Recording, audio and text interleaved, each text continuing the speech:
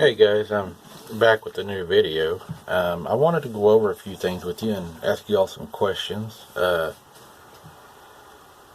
thinking about going to a location. It is what they call the Crybaby Creek around here in this area. It is, everybody agrees, supposed to be the real bridge.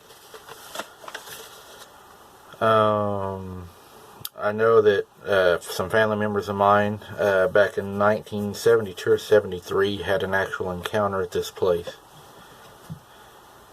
It is way, it's way off the road. It's hard to access, so it'll be a pretty scary place. It'll probably be the most secluded area to date as far as a bridge.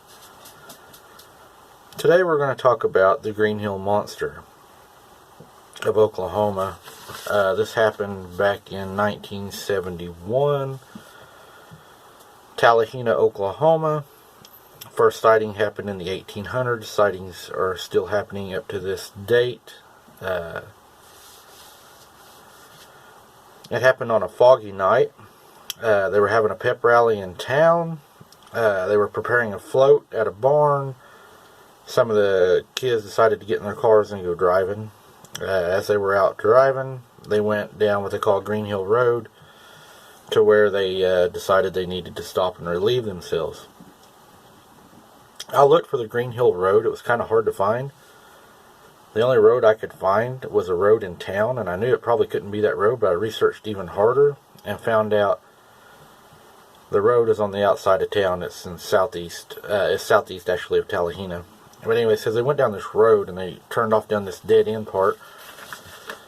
And on both sides of the road, there's cattle pastures with barbed wire. The students had got out, started to relieve themselves. It was, high school students. While they were relieving themselves, one of the students was grabbed by a creature. Two of the other students witnessed it. None of the names have been released in any of the reports. They're all just initials only. But the guy that was grabbed, his name, their initial that they gave was ES, said he was 6'3", approximately 245 pounds. So this creature grabs him. Everybody there sees the creature grab him. And one of the kids actually shined a light on the creature. And whenever he shined the light on the creature, he said its eyes were like glowing. He called them pulsating. He said, let me make sure I get this right for you guys. He said the eyes were pulsating. I know they were, he gave a color on it. Yeah, he said his eyes were pulsating. It was very foggy. But I noticed the eyes were 7 to 8 inches apart. He said they were massive, oversized eyes. They glowed almost like orbs, a pinkish orange color. The orange was almost red. He goes on to say again, they were very big eyes. They took off, left the area. They went back to the barn where they were working on the float. Mr. Cowley said he believed the actions of the students because the student that was grabbed was unable to exit the vehicle and was in a state of shock to the point where he was unable to perform simple tasks. The other student that had shined the light and had saw the beast was somewhat in shock, able to speak, but had not zipped his pants, was unable to zip his pants for shaking. They described the beast as a 7-foot tall coyote standing on 2 hind legs. They both ended up arguing with each other, while the other one said that he guessed it to be approximately 9 to 10 foot. Either way, you got a large bipedal creature, looks like a coyote. I found one part kind of interesting. There's Roger Roberts, a private investigator in Oklahoma, says he has a hair that he's pulled from the area, and also he has videos of the creature in the area along with vocalizations. Says he has pages of footprints, some footprints exceeding 16 inches. He has also seen the eyes and heard the calls. He has turned in video, vocalizations, and everything to the Department of Wildlife, all of which have not been returned. Some have been lost. and he has heard nothing back from him. Says he will not send anything else back into him. Luckily, he duplicated everything he sent in. Smart thinking. The BFR did do a report there. If y'all are interested in it, it's BFR report number 2909. The authorities did go to the location that night. They went inside, investigated the location. They came out, and then they told the kids, they said, if you know what's good for you, you'll leave. The next day at school, all the kids were talking about it, and they decided after school they was going to drive out to this location and see if they could find anything.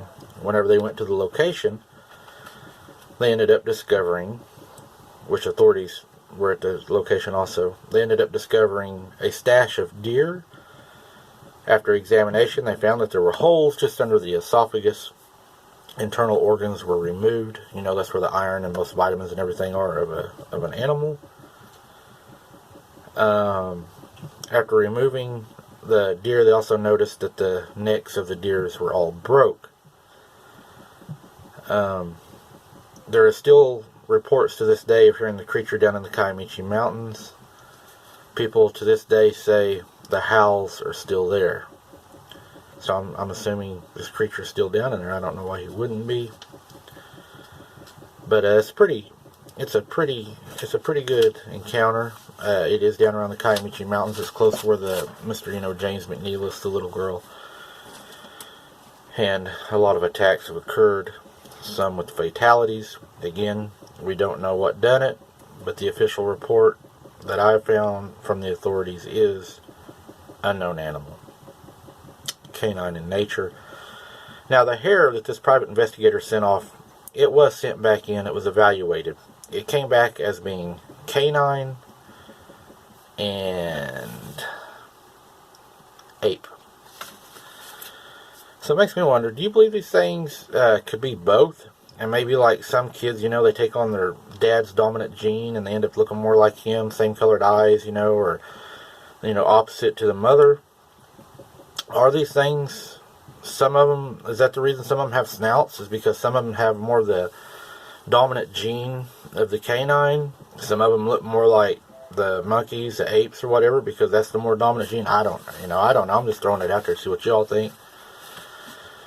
If y'all want to see me go to this Crybaby Bridge, drop me a like. I know that's what y'all would like to see.